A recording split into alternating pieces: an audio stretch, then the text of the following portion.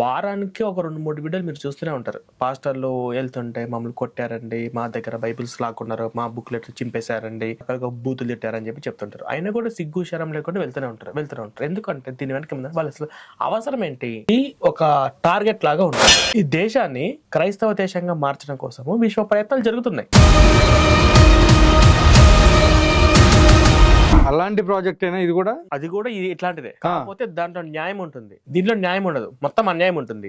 ఏ caste వాళ్ళని ఎంత మందిని మతం మారిస్తే ఎలా డబ్బులు వస్తాయి అనే అంశం నెట్ లో జరుగుతుంది. ఇప్పుడు ఎస్సీ ఎస్టీ వాళ్ళు మారిస్తే ఒక మనీ, బ్రాహ్మణులను మారిస్తే ఒక మనీ, మళ్ళీ వాళ్ళ చేత చర్చిలో సాక్ష్యాలు చెప్పిస్తారు. ఒకప్పుడు బ్రాహ్మణుని నేను పూజారి, ఇవన్నీ ఎలాగా చెప్పగలుగుతున్నారు? నాకు దేవుడు దర్శనం ఏంటో, ఆయన వెలుగు వచ్చింది, ఇట్లా రూపాయలు అన్నమాట. ఇక్కడ ఉన్న వాళ్ళు ఇప్పుడు మీరు కొన్ని విలేజ్ లో కొన్ని గ్రామాలకు మీరు వెళ్ళండి, అక్కడ చర్చి మాత్రము పాలరాతి శిల్పం ప్యాలెస్ లాగా ఉంటుంది. ఆ ఊర్లు గుడిసెలు అట్లనే ఉంటాయి.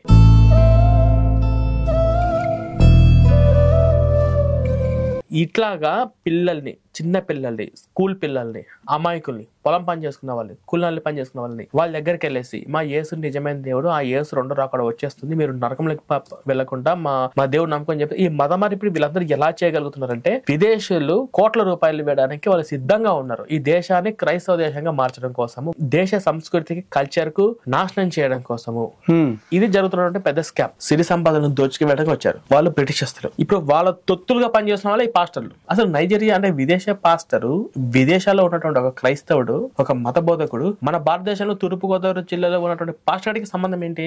వాళ్ళ ఈగో హట్ ఇన్ని దేశాల్లో 150 దేశాలు క్రైస్తవులుగా మారిపోయాయి. ఒక ఇండియా ఎందుకు లొంగట్లేదు? ఒక ఇండియా ఒక్కటే లొంగిపోవట్లేదు. ఎంత ఖర్చన పర్లేదు, అది కూడా క్రైస్తవ గ్రామాలుగా క్రైస్తవ దేశంగా మార్చేద్దామని చెప్పేసి ఒక్క ప్రవీణ్ అనేవాడు తాగి యాక్సిడెంట్ లో పోతే ఈ మొత్తం పాస్టర్ల వ్యవస్థ అందరూ కలిసి ఒక 2 నెలలు అన్ని మీడియాలలో రెచ్చగొట్టారు. అతను బాడీలో ఆల్కహాల్ దొరికిందని చెప్పేసి పోస్ట్ మార్టం రిపోర్ట్ తో సహా డిపార్ట్మెంట్ వాళ్ళు, ఐజీ వాళ్ళు మొత్తం బయట పెట్టిన తర్వాత కూడా వీళ్ళందరూ ఇదే సమయంలో మా ఓని హత్య చేశారని చెప్పేసి అన్ని చర్చిలలో రెచ్చగొట్టి క్రైస్తవులు, అంటే వీళ్ళు మతం మార్చేది అందుకే, హిందువుల్ని మతం మార్చి హిందువుల మీదకి వ్యతిరేకంగా తయారు చేయడం కోసం ఈ చర్చిలు ఉన్నాయి. ర్యాలీలు జరుగుతున్నప్పుడు చాలా మంది క్రైస్తవులే వారు రారండి, మనోళ్ళే రారు. ఆడెవడో వచ్చి మన గొంతు నొక్కేయడం కాదు. అసలు నువ్వు ఎప్పుడు గొంతిప్పావు అంటే ఫ్రంట్ ఉన్న దైవజనులే మాట్లాడాలా? మీరు మాట్లాడరా? ఎంతమంది విశ్వాసులు ఈ వీడియో చూస్తున్నా, లైవ్ చూస్తున్న విశ్వాసులు అడుగుతున్నా, నువ్వు వస్తావా? రావడానికి దమ్ముందా? బ్రతుకుతారు కదే. వాళ్ళు వెళ్ళి నేను 10 మందిని మతం మార్చాను, 10 మందిని కరపత్రాలు వచ్చాను చూడండి అని చెప్పి వాళ్ళు ఫోటోలు వీడియోలు పెట్టుకుంటేనే వాళ్ళకి డబ్బులు వచ్చేది, ఇంట్లో కూర్చుంటే రావు. సో వాళ్ళకి ఇదే పని మీద 2 నుంచి 3 లక్షల మంది పాస్టర్స్ ప్లస్ ఎవాంజలిస్టులు ఇదే పనిగా చేస్తున్నారు. ముందుగా మీ చుట్టుపక్కల వాళ్ళు ఎవరు చేయండి, ఎక్కడ పాస్టర్లు మత మార్పులు ముఠాలు కనిపిస్తే అవసరమైతే వాళ్ళ దగ్గరలో పోలీస్ స్టేషన్ లో కంప్లైంట్ ఇవ్వండి. అసలు వాళ్ళు తరిమి కొట్టండి. ఇంతమంది బాగుపడతారు, ఇన్ని గ్రామాల బాగుపడి ఈ పాస్టర్లు కొట్టినా సరే నేను జైల్లో ఉంటాను. నేనైతే అలాగే ఆలోచిస్తాను. సో ఇది కూడా మీరు కొట్టినా కొట్టకపోయినా ఏం చేసి క్వశ్చన్ చేయండి, మతం మారనివ్వకుండా అడ్డుకోండి.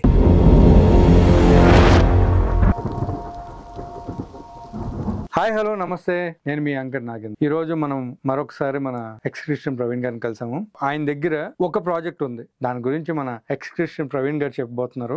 ఆయన మాత్రం ఏదో బ్లాస్ట్ లేదా చేయబోతున్నారు. ప్రవీణ్ గారు, ఇప్పుడు మీరు ఆ ప్రాజెక్ట్ బ్లాస్టింగ్ ఏంటి మీరు చెప్పండి. ఓకే, మన భారతదేశంలో జరుగుతున్న అతి పెద్ద స్కామ్ లో ఈ మత మార్పిడికి సంబంధించినటువంటి స్కామ్ ఒకటి. ఇది ఏంటంటే ఇప్పుడు మీరు కొన్నిసార్లు మీరు బాగా ఆలోచించండి. ఇప్పుడు చాలా చోట్ల గ్రామాలలో ఈ మత మార్పిడి ముఠాలు వెళ్ళినప్పుడు వారానికి ఒక 2-3 వీడియోలు మీరు చూస్తూనే ఉంటారు. పాస్టర్లు వెళ్తుంటే మమ్మల్ని కొట్టారండి, మా దగ్గర బైబిల్స్ లాక్కున్నారు, మా బుక్లెట్లు చింపేశారండి, మమ్మల్ని రకాలుగా బూతులు తిట్టారని చెప్పి చెప్తుంటారు. అయినా కూడా సిగ్గు శరం లేకుండా వెళ్తూనే ఉంటారు. ఎందుకంటే దీని వెనక వాళ్ళు అసలు అవసరం ఏంటి? వాళ్ళను ఎదుటి వాళ్ళని మతం మార్చాల్సిన అవసరం ఏంటి? చీకొట్టినా అసహించుకున్నా కూడా ఎందుకంటే వీళ్ళది ఒక టార్గెట్ లాగా ఉంటుంది. ఈ దేశాన్ని క్రైస్తవ దేశంగా మార్చడం కోసము విశ్వ ప్రయత్నాలు జరుగుతున్నాయి. టార్గెట్ లో ఉంటుందా? ఎక్కడ జాబ్ చేశారు అనుకోండి, పర్టికులర్ ఒక టార్గెట్ ఉంటుంది. అరే ఈ రోజు నువ్వు ఇంత ప్రాజెక్ట్ లో ఇంత వర్క్ నువ్వు చేయాలి, ఇన్ని సేల్స్ నువ్వు చేయాలి. అలాంటి ప్రాజెక్ట్ అయినా ఇది కూడా ఇది ఇట్లాంటిదే. కాకపోతే దాంట్లో న్యాయం ఉంటుంది, దీంట్లో న్యాయం ఉండదు, మొత్తం అన్యాయం ఉంటుంది. ఏంటంటే ఇప్పుడు జాషువా ప్రాజెక్ట్ అని చెప్పేసి మరి నెట్ లో సెర్చ్ చేస్తే ఏ క్యాస్ట్ వాళ్ళని ఎంత మందిని మతం మారిస్తే ఎలా డబ్బులు వస్తాయి అనే అంశం నెట్ లో జరుగుతుంది. క్యాస్ట్లు ఇప్పుడు ఎస్సీ ఎస్టీ వాళ్ళు మారిస్తే ఒక మనీ, బ్రాహ్మణులు బ్రాహ్మణులను మారిస్తే ఒక మనీ, క్షత్రియులను, చేపలు పట్టే వాళ్ళని, ఇలా ఎన్ని రకాల క్యాస్ట్లు ఉన్నాయో వాళ్ళను అన్ని రకాల క్యాస్ట్లను వాళ్ళు మతం మార్చి క్రిస్టియన్కి మారిస్తే ఒక్కొక్క అమౌంట్. మళ్ళీ వాళ్ళ చేత చర్చిలో సాక్ష్యాలు చెప్పిస్తారు, నేను ఒకప్పుడు బ్రాహ్మణుని, నేను పూజారి. ఇవన్నీ ఎలాగా చెప్పగలుగుతున్నారు? నాకు దేవుడు దర్శనం ఏంటో, ఆయన వెలుగు వచ్చింది, ఆయన వెలుగు నుంచి ఆయన స్వరం నాకు వినపడింది అని చెప్పేసి ఇవన్నీ ఎలా చెప్పగలుగుతున్నారంటే అన్నిటి వెనక డబ్బులు ఎరవేస్తున్నారు. ఇట్లా రూపాయలు అన్నమాట. ఇక్కడ ఉన్న వాళ్ళు ఇప్పుడు మీరు కొన్ని విలేజ్ లో, కొన్ని గ్రామాలకు మీరు వెళ్ళండి, అక్కడ చర్చి మాత్రము పాలరాతి శిల్పం ప్యాలెస్ లాగా ఉంటుంది. ఆ ఊర్లు గుడిసెలు అట్లానే ఉంటాయి. క్రిస్మస్ కి మీరు వెళ్తే ఆ గ్రామం మొత్తం కూడా స్టార్స్, లైట్స్, ఆ క్రిస్మస్ ట్రీస్ మొత్తం కలకలలాడుతూ ఉంటది అనమాట. ఇట్లాగా పిల్లల్ని, చిన్న పిల్లల్ని, స్కూల్ పిల్లల్ని, అమాయకుల్ని, పొలం పని చేసుకున్న వాళ్ళని, కూలీనాలి పని చేసుకున్న వాళ్ళని వాళ్ళ దగ్గరికి వెళ్ళేసి మా యేసు నిజమైన దేవుడు, ఆ యేసు రెండో రాకడ వచ్చేస్తుంది, మీరు నరకంలోకి వెళ్లకుండా మా దేవుడు నమ్మకం చెప్పి ఈ మతమారి ఇప్పుడు వీళ్ళందరూ ఎలా చేయగలుగుతున్నారంటే విదేశీయులు కోట్ల రూపాయలు వేయడానికి వాళ్ళు సిద్ధంగా ఉన్నారు. ఈ దేశాన్ని క్రైస్తవ దేశంగా మార్చడం కోసము, వాళ్ళను దేశ సంస్కృతికి, కల్చర్ కు నాశనం చేయడం కోసము ఇది జరుగుతున్నటువంటి పెద్ద స్కామ్. అప్పట్లో బ్రిటిష్ వాళ్ళు వచ్చారండి, ఇప్పుడు క్రైస్తవులు వచ్చారంటారు మీరు? అప్పట్లో విదేశాల నుంచి వచ్చారు వలస వచ్చి ఈ దేశాన్ని నాశనం చేయడం కోసము, సిరి సంపదలను దోచుకు వెళ్ళడానికి వచ్చారు వాళ్ళు బ్రిటిషర్లు. ఇప్పుడు వాళ్ళ తొత్తులుగా పనిచేస్తున్న వాళ్ళు ఈ పాస్టర్లు. ఇప్పుడు మొన్న ఒక ప్రవీణ్ చనిపోయాడు తాగి. మన భారతదేశాన్ని 200 సంవత్సరాలు అన్నపూర్ణంగా పాలించింది బ్రిటిషర్స్, మన కన్న తల్లిదండ్రులు లాంటి వాళ్ళని చెప్పేసి అన్నాడు. దేశాన్ని ముక్కలు చేసేద్దాం అనుకున్న వాళ్ళు ఉన్నారు, బ్రిటిషర్స్ ను పొగిడే వాళ్ళు చాలా మంది ఉన్నారు. సో ఇవన్నీ ఎలా చేయగలుగుతున్నారు అంటే వాళ్ళ నుంచి డబ్బులు వస్తున్నాయి. ఇప్పుడు నేను కొన్ని ఏరియాస్ లలో, తూర్పు గోదావరి నుంచి నాకు కొన్ని కాల్స్ వచ్చాయి. ఏంటంటే చర్చిలో ఒక పెద్ద ప్రోగ్రామ్ పెట్టారండి, అందరికి భోజనాలు పెట్టారు, కానీ గెస్ట్ నైజీరియా దేశం నుంచి వచ్చాడంట. నైజీరియా దేశం నుంచి ఒక పాస్ట్ వచ్చిండు. వాడు ఫ్లైట్ దిగి వచ్చి తూర్పు గోదావరి జిల్లాలో రెస్ట్ తీసుకొని వాళ్ళ ఊరికి వచ్చి అక్కడ ఉన్న వాళ్ళందరినీ పలకరించి మాట్లాడేసి వాళ్ళతో సెల్ఫీలు దిగి వాళ్ళు కొంచెం డబ్బులు అవి హెల్ప్ చేసి భోజనాలు తినేసి అవన్నీ ప్రోగ్రామ్ చేసిండు. అసలు నైజీరియా అంటే విదేశ పాస్టరు, విదేశాల్లో ఉన్నటువంటి ఒక క్రైస్తవుడు, ఒక మత బోధకుడు మన భారతదేశంలో తూర్పు గోదావరి జిల్లాలో ఉన్నటువంటి పాస్టర్కి సంబంధం ఏంటి అంటే వీళ్ళకి ఎప్పటి నుంచో కాంటాక్ట్స్ ఉన్నాయి. అంటే ఇప్పుడు చాలా చోట్ల, చాలా ఊర్లలో, మారుమూల గ్రామాలలో కూడా కొన్ని చోట్ల పాస్టర్లు ఒక చిన్న మీటింగ్స్ పెట్టినప్పుడు గెస్ట్ విదేశాల నుంచి వస్తారు. అమెరికా నుంచో, రష్యా నుంచో, చైనా నుంచో, నైజీరియా నుంచో, న్యూజిలాండ్ నుంచో వస్తారనమాట. వచ్చేసి అంటే వీళ్ళకి ఎప్పటి నుంచో కాంటాక్ట్ ఉన్నాయి. వీళ్ళు ఫోటోలు తీయడము, నేను ఈ ఊరికి వెళ్ళాను, ఈ ప్రాంతంలోకి వెళ్ళాను, ఇలా కరపత్రకాలు ఇచ్చాను, ఇంతమందిని మతం మార్చాను అని చెప్పేసి ఫోటోలు తీయడం, ఫోటోలు వాళ్ళకి పంపడం, వాళ్ళు అక్కడి నుంచి డబ్బులు పెట్టడము. ఈ చర్చి కన్స్ట్రక్షన్ కు డబ్బులు కూడా వాళ్ళు అక్కడి నుంచి పంపడం. ₹1,50,00,000, ₹1,50,00,000 స్థలము, ₹1,50,00,000 వాళ్ళకి ఆఫ్టర్ ఆల్. కాబట్టి ఇది బాగుంది కదా అని చెప్పేసి పోరంబోకులందరూ కూడా ఈ జాషో ప్రాజెక్ట్ లో జాయిన్ అయ్యి దీంట్లో కూడా ఈ దేశ సంస్కృతికి నాశనం చేయాలని కొంతమంది యువకులు కూడా, యంగ్స్టర్స్ కూడా, ఇండియన్ యంగ్స్టర్స్, చదువుకున్న మూర్ఖులు కూడా డబ్బుకు ఆశపడి ఈ ప్రాజెక్ట్ లో వర్క్ చేస్తున్న వాళ్ళు కూడా మన ఇండియన్స్ చాలా మంది ఉన్నారు. ఫర్ ఎగ్జాంపుల్ పాకిస్తాన్ కి రాయబారి చేసే వాళ్ళలో ఇప్పుడు మొత్తం వెతికితే ఒక 12 మంది బయటకు వచ్చారు. అందులో కొంతమంది యూట్యూబర్స్, ఒక మహిళ ఉంది, చాలా మంది ఉన్నారు. వాళ్ళందరూ ఇండియన్సే, కానీ పాకిస్తాన్ కి మన గూఢచారిగా పనిచేస్తూ ఇక్కడ ఉన్నటువంటి సీక్రెట్స్ అని చేరవేస్తున్నారు. బయటకు అనోల్జీగా చాలా మంది ఉన్నారు.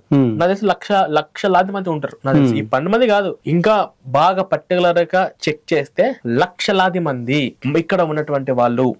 వాళ్ళు ముస్లిమ్స్ అని కూడా నేను చెప్పను. ఆ అమ్మాయి జ్యోతి అంట, ట్రావెలర్, హిందువే. మన గూఢచారి మన వివరాలన్నీ పాకిస్తాన్ కి వెళ్ళి చెప్తుంది. ఆమె పహల్గామ్ దానికంటే ముందు 2-3 నెలల ముందు అక్కడికి వెళ్ళి వచ్చి అక్కడ చుట్టుపక్కల మొత్తం వీడియో తీసి ఆ టెర్రరిస్ట్ వచ్చే స్థావరాలని చెక్ చేసింది. ఆవిడ పాకిస్తాన్ లో ఒక క్యాంపుకు సంబంధించి, ఒక పోలీసు వాళ్ళకు సంబంధించిన ఒక క్యాంప్, ఒక దాంట్లో ఒక పార్టీలో ఈమెను గెస్ట్ గా ఇన్వైట్ చేశారు ఇండియా నుంచి. వెళ్ళింది, ఈమెకు సర్వ్ చేస్తున్నారు కూడా కొంతమంది పాకిస్తాన్ పోలీసులు ఉన్న వాళ్ళు కూడా టీ ఇచ్చి సర్వ్ చేసి చేస్తున్నారు. ఆమె జస్ట్ నార్మల్ మిడిల్ క్లాస్. ఈ రోజు ఆమె హైఫై ఫ్లైట్ లో వెళ్తుంది, హైఫై లగ్జరీ హోటల్లో లాంచ్ అవుతుంది. సో ఇవన్నీ ఎక్కడి నుంచి వస్తున్నాము డబ్బులు? ఇప్పుడు మొత్తం వాళ్ళని పట్టుకుని ఆరాధిస్తున్నారు. మనం బయటకు వచ్చింది కొంతే, బయటకు చాలా ఉంది. చెప్పులు కుట్టే వాళ్ళు కూడా చాలా అంటే చాలా మంది ఇండియన్స్, భారతీయులు. వాళ్ళు ముస్లింసా హిందువుల పక్కన పెట్టండి, వాళ్ళు పాకిస్తాన్ ఇచ్చే డబ్బులకు ఆశపడి గూఢచారిగా పనిచేసిన వాళ్ళు చాలా మంది ఎలాగైతే దేశంలో ఉన్నారో ఈ పాస్టర్ అందరూ కూడా అంతే. ఇక్కడ ఉన్న వాళ్ళందరూ కూడా వాళ్ళు ఇచ్చే డబ్బులకు ఆశపడి ఇక్కడ ఉన్న వాళ్ళని మతం మార్చిన తర్వాత ఆ గ్రామాన్ని ఇప్పుడు హిందూ పేర్లు ఉంటే తీసేసి క్రైస్తవ గ్రామాలుగా మార్చడము, తర్వాత దేశాన్ని ముక్కలు చేయడం. వీళ్ళ అల్టిమేట్, వీళ్ళ మెజార్టీ పెరిగితే వాళ్ళు చేయబోదు అదే విగ్రహార్థం తప్పని చెప్పేసి హిందూ దేవులు విగ్రహాలు తీసి బయటపడాలని చెప్పేసి విగ్రహం, ఇవన్నీ కూడా అల్టిమేట్ ఇదే. కాబట్టి ఇది క్రైస్తవ మతము, ఈ మతం యొక్క సిద్ధాంతాలు, ఈ పాస్టర్లు, ఇలా వ్యవస్థ, వీళ్ళ వెనక కోట్ల రూపాయలు ఈ దేశాన్ని, అంటే జస్ట్ వాళ్ళ ఈగో హట్ అయింది. వాళ్ళ ఈగో హట్ ఇన్ని దేశాల్లో 150 దేశాలు క్రైస్తవులుగా మారిపోయాయి. ఒక ఇండియా ఎందుకు లొంగట్లేదు? ఒక ఇండియా ఒక్కటే లొంగిపోవట్లేదు, ఎంత ఖర్చున పర్లేదు, అది కూడా క్రైస్తవ గ్రామాలుగా క్రైస్తవ దేశంగా మార్చేద్దామని చెప్పేసి ఎన్నో సంవత్సరాల నుంచి జరుగుతున్న యుద్ధం ఇది. నిన్న మొన్న జరుగుతుంది కాదు, కానీ ఇప్పుడు జరుగుతున్న యుద్ధం ఏంటంటే మన వాళ్ళతోటే మనం యుద్ధం చేస్తాం. గతంలో విదేశాల నుంచి వచ్చారు, పరాయి దేశాల నుంచి వచ్చారు, వలసల పేరుతో బిజినెస్ పేరుతో ఇక్కడ ఆక్రమించుకొని నాశనం చేస్తూ సిరి సంపదలను దోచుకుంటూ ఆడవాళ్ళను ఇంకా చెప్పుకోలేని విధంగా హింసించి వాళ్ళ స్వలాభాల కోసం చేసేవాళ్ళు. కానీ ఇప్పుడు మాత్రము ఎట్లాగో బ్రిటిషర్లు వెళ్ళిపోయారు కాబట్టి వాళ్ళు ఎరవేసి ఈ పాస్టర్ రూపంలో ఆ బ్రిటిషర్స్ లెక్క వాళ్ళు ఏదైతే చేయాలనుకున్నారో వాళ్ళ ఆలోచనలు ఏవైతే ఉన్నాయో ఆ ఆలోచనలు ఇప్పుడు పాస్టర్ రూపంలో మన ఇండియాలో ఇంకా ఉన్నాయి. ఇంత దారుణం ఉందా? చాలా దారుణం ఉంది. ఇప్పుడు వాళ్ళకి ఏం అవసరము? ఇప్పుడు జాషువా ప్రాజెక్ట్ అనేది ఇంత దారుణమైన ప్రాజెక్ట్. ఎగ్జాక్ట్లీ. వాళ్ళకి అవసరం ఏంటి? వాళ్ళు హిందువులు చీ కొడుతున్నా, తన్ని తరిమి కొడుతున్నా, మొక్కల మీద పేడ నీళ్లు చదువుతా ఉన్నా వాళ్ళకి అంత అవసరం ఏంటి? వాళ్ళ బ్రతుకుతారు కదే.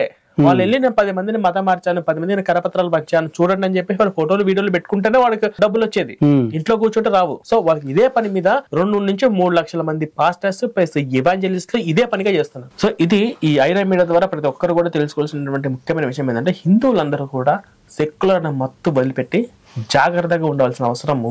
భవిష్యత్తు ఇప్పుడు మీరు జాగ్రత్త లేకపోతే, ఇప్పుడు కానీ మీరు మీ పిల్లలకి మీరందరూ కూర్చోబెట్టి సరైన గైడెన్స్ ఇవ్వకపోతే భవిష్యత్తులో ఖచ్చితంగా మళ్ళీ మన దేశం ఇంకో ముక్క అవుతుంది. ఖచ్చితంగా మళ్ళీ నరమేధం సృష్టిస్తారు. ఒక్క ప్రవీణ్ అనేవాడు తాగి యాక్సిడెంట్ లో పోతే ఈ మొత్తం పాస్టర్ల వ్యవస్థ అందరూ కలిసి ఒక 2 నెలలు అన్ని మీడియాలలో రెచ్చగొట్టారు. హిందువుల మీదకి వాళ్ళే చేశారు, వాళ్ళే చేసి ఉంటారని చెప్పేసి సీసీ ఫోటేజెస్ క్లియర్ గా ఆ పోలీస్ వాళ్ళు బయట పెడితే అతను బాడీలో ఆల్కహాల్ దొరికిందని చెప్పేసి పోస్ట్ మార్టం రిపోర్ట్ తో సహా డిపార్ట్మెంట్ వాళ్ళు ఐజీ వాళ్ళు మొత్తం బయట పెట్టిన తర్వాత కూడా వీళ్ళందరూ ఇదే సమయంలో మా ఓని హత్య చేశారని చెప్పేసి అన్ని చర్చిలలో రెచ్చగొట్టి క్రైస్తవులు అంటే వీళ్ళు మతం మార్చేది అందుకే, హిందువుల్ని మతం మార్చి హిందువుల మీదకి వ్యతిరేకంగా తయారు చేయడం కోసం ఈ చర్చిలు ఉన్నాయి. అందులో భాగంగా ఈ ప్రవీణ్ గారు ఇలా చేశాడు, మన ప్రవీణ్ ని చంపారు, వాళ్ళు తాగినటువంటి ఏఐ వీడియోలు తీశారు, తప్పుడు రిపోర్ట్లు ఇచ్చారని చెప్పేసి అని ఇలాగా అబద్ధాలు చెప్తుంటారు అనమాట. ర్యాలీలు చేశారు, ధర్నాలు చేశారు, రచ్చ చేశారు, తాగి చచ్చిపోతే కూడా. ఇక్కడ మీరందరూ ఇవన్నీ చూస్తూ ఈ వ్యవస్థల నుంచి దూరంగా ఉండి మీ చుట్టుపక్కల ఉన్న వాళ్ళందరినీ సాధ్యమైనంత వరకు అవేర్నెస్ చేయండి. భవిష్యత్తులో గవర్నమెంట్ వీటి గురించి ఆలోచించి సీరియస్ గా తీసుకునే రోజులు రావాలంటే ముందు మీరు మారాలి. ఇప్పుడు మీలో మార్పు ముందుగా మనమందరం కలిసి ఒక యూనిటీ, ఒక ఏకంగా ఉంటే ఈ వ్యవస్థలు ఇలా ఎందుకు పనిచేస్తాయి? అసలు ఈ వ్యవస్థలు ఏంటి? అసలు ఈ వ్యవస్థ యొక్క ముందు వెనక కారణాలు ఏంటి? ఇప్పుడు వీళ్ళను ఎలాగైతే మద్రసాలను కానీ ముస్లింస్ టెర్రరిస్టులుగా మార్చినటువంటి క్యాంపులు ఏవైతే ఉన్నాయో అవన్నీ కనిపెట్టేసి యోగ్య ప్రభుత్వం మొత్తం కూల్ చేసింది, వాటన్నిటిని నిషేధించారు, చాలా స్ట్రిక్ట్ గా చేశారు. ఎలా చేయగలిగారు? అక్కడంతా యూనిటీగా ఉన్నారు, చైతన్యం వచ్చింది. ఇక్కడ కూడా చైతన్యం వస్తే ఈ పాస్టల్ వ్యవస్థ మీద కూడా గవర్నమెంట్ సీరియస్ గా యాక్షన్ తీసుకుంటుంది. కాబట్టి ముందుగా మీ చుట్టుపక్కల వాళ్ళు ఎవరు చేయండి. ఎక్కడ పాస్టర్లు మత మార్పులు ముఠాలు కనిపిస్తే అవసరమైతే వాళ్ళు దగ్గరలో పోలీస్ స్టేషన్ లో కంప్లైంట్ ఇవ్వండి, అసలు వాళ్ళు తరిమి కొట్టండి, డౌటే లేదు. ఇవన్నీ నేను ఎందుకు చెప్తున్నానంటే నా ఇంట్లో నా ఆడపిల్లలు గానీ మా వాళ్ళందరూ కూడా సంతోషంగా ఉంటారు, నా గ్రామం బాగుపడుతుంది అంటే నేను అవసరమైతే జైలు కూర్చోడానికి కూడా నేను వెనుకాడను. ఇప్పుడు మురళి అనే వ్యక్తి చనిపోయాడు, పాకిస్తాన్ టెర్రరిస్టులను ఎదురెదురు కాల్పులు, గొప్ప అదృష్టం. అలాంటి అదృష్టం ఎవరికి వస్తుంది? దేశం కోసము 140 కోట్ల మంది సంతోషంగా ఉండటం కోసం అతను ఎదురుగా ప్రాణాలు ఇచ్చాడు. ఎంత అదృష్టం ఉంది. సో ఇట్లాగా ఇంతమంది బాగుపడతారు, ఇన్ని గ్రామాల బాగుపడి ఈ పాస్టర్లు కొట్టినా సరే నేను జైల్లో ఉంటాను. నేనైతే అలాగే ఆలోచిస్తాను. సో ఇది కూడా మీరు కొట్టినా కొట్టకపోయినా ఏం చేసి వాళ్ళు క్వశ్చన్ చేయండి, మతం మారనివ్వకుండా అడ్డుకోండి, కాపాడండి, చూస్తూ ఊరుకోగాకండి. చేస్తున్నారు చాలా మంది, ఇంకా చేయాల్సిన వాళ్ళు చాలా మంది ఉన్నారు, చేతన రావాల్సిన చాలా మంది. అరే మా ఇంట్లో వాళ్ళు ఒప్పుకోరే, మళ్ళీ రేపు నాకు ఈ ఊర్లో నేను తలెత్తుకులో నేను తిరగలేనే అని ఇవన్నీ పెట్టుకోగాక. ఎందుకంటే ఈ దేశం బాగుపడాలంటే, ఈ దేశ సంస్కృతిని మనం కాపాడగలగాలంటే అది ఒక హిందువులు మెజారిటీగా ఉన్నంత వరకు మాత్రమే జరుగుతుంది.